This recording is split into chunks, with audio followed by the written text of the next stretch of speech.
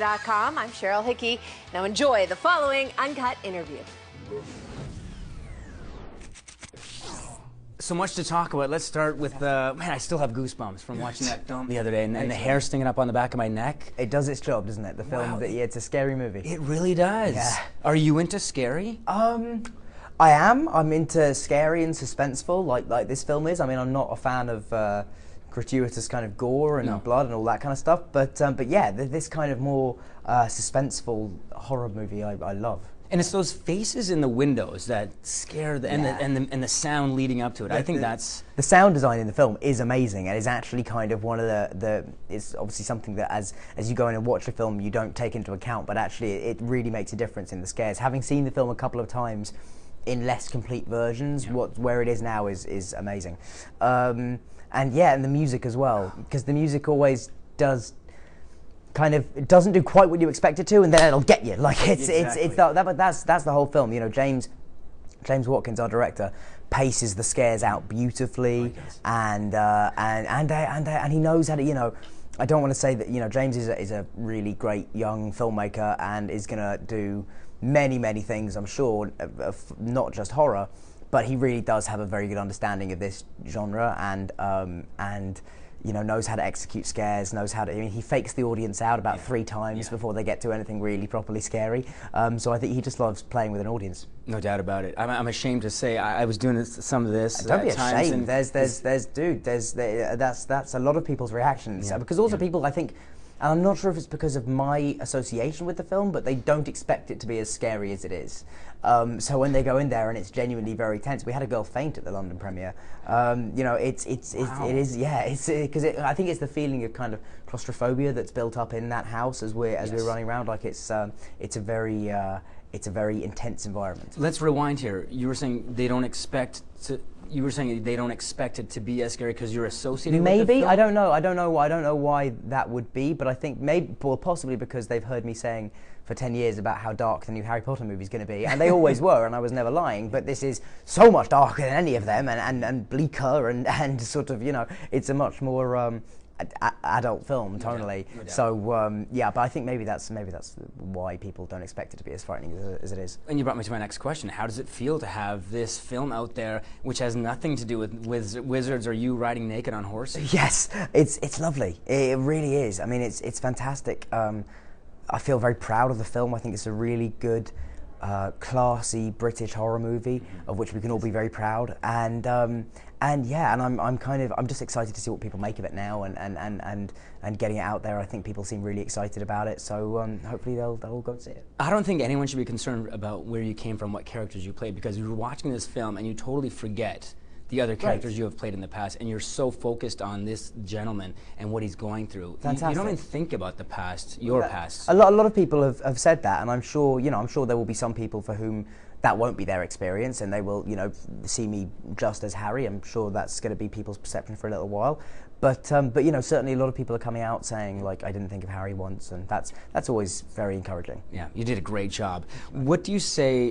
Because I read you think critics want you to fail. I read you saying this, or heard you saying this. No, that was I was asked a very leading question by somebody who said, "Do you think the critics want you to fail with this movie?" And I fudged an answer, and probably it came out wrong. Sorry, I interrupted you. Carry on. Not at all. No, not at all. Elaborate then. What did you? No, I mean, I don't think. I think there is. You know, I much less over here, but I think in the UK there's a certain amount of. I don't know, I think the media possibly like to look at themselves as kind of, some outlets at least like to look at themselves as kingmakers, and they I think like to have the power to dismiss and to elevate people, and so I think that's why it's good not to pay attention to it either way, I suppose. But yeah, I don't think anybody particularly wants me to fail, although, hey, I could be wrong. But, you know, we'll see. I suppose the important thing is that you don't pay too much mind to it. Good for you. And this is a good answer to those questions or those concerns from those critics. This movie, absolutely, and you know, is a success. It's a really solid start for me. and I'm gonna, I'm gonna the work I do over the next year, particularly, I think will be the next year is going to be very telling in my life probably, and but I want to. This is the year that I want to, try and make all about film and maybe get 2 or 3 other movies under my belt. Let's talk about those other ones. You're going to have a little break in between starting to shoot the Allen Ginsberg Yeah, film. I'm doing obviously this press tour until sort of middle of February, and then having a few weeks off, and then I'll be starting rehearsals to play Ginsberg, which is obviously like far and away the biggest challenge I've had yet. But I'm very excited about it, and John, our director, is a great guy and somebody who I think I've always been very lucky in my career. Not just generally, which I have been obviously, but with the right directors have always come along at the right times for me and have kind of taken me to the next level of where I need to be as an actor. And I think John is the person that's that's going to do that this time around. Man, and we have seen it. We have seen it over the last 10, 12 years with you. You're doing a great job. So is that why you decided to do this project, because of the director?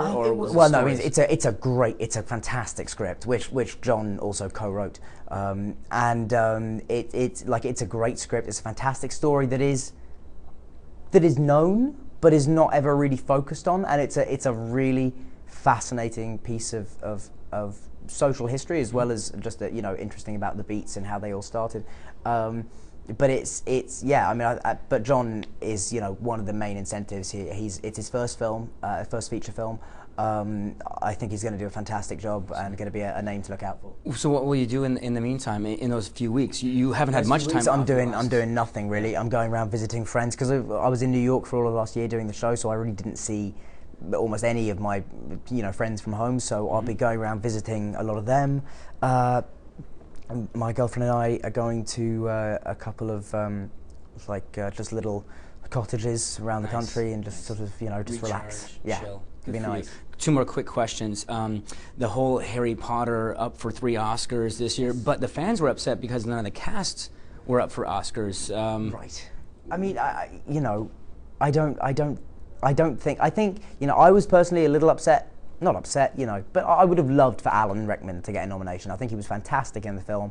I don't think there's been a performance as emotive that has also had such a weight of expectation on it from the rest of the world, and can be done with such clarity. And I just think he was brilliant in the film. But in terms of the rest of us, I think it would be very hard to argue that myself, Emma, or Rupert, I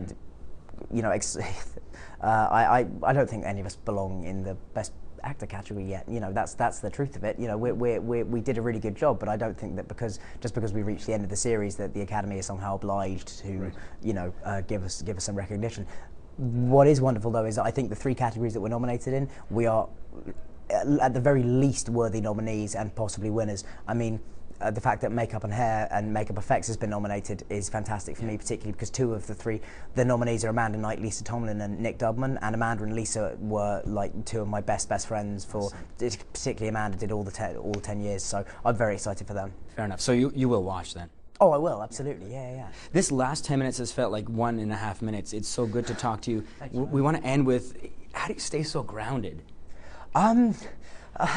People ask me this a lot. I have no idea. I mean, I've got great parents. I love my job. I know I'm very lucky to have my job, and I want to work hard to keep it. I don't know. I think as long as you have your priorities right and focus on the work rather than anything sort of extracurricular, you'll be fine.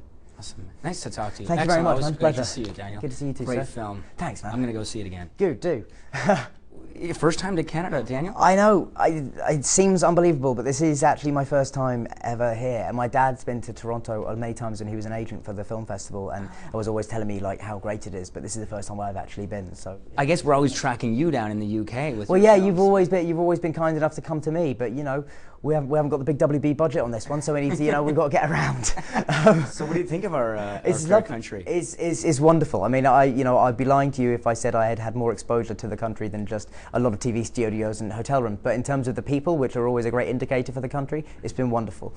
People. I've been genuine. And I'm not just saying this because I'm on camera and doing an interview, but it's the standard of interview over here is wonderful, and it hasn't got sort of you know, you never feel like you're being baited into saying something. It's very refreshing. Have you had time to do, see the city, do your thing? No, it's just I mean, we're driving around, and Bill, our driver, is great, and sort of, is telling us landmarks as we're going around, and he knows a lot of the history of the place, but I don't, unfortunately, haven't been able to get out of the car yet. Well, you're always welcome back. Thank you very much. I'll have to come back on holiday and slip in under the radar. Let's do it. And good on you, man. I interviewed you so many years ago. You're the exact same person. Oh, hopefully good. in another 10, 20 years, you'll I'll be still the be. exact same. Thanks Hopefully. again, Daniel. Thank you very much. Great talking to you. Cheers.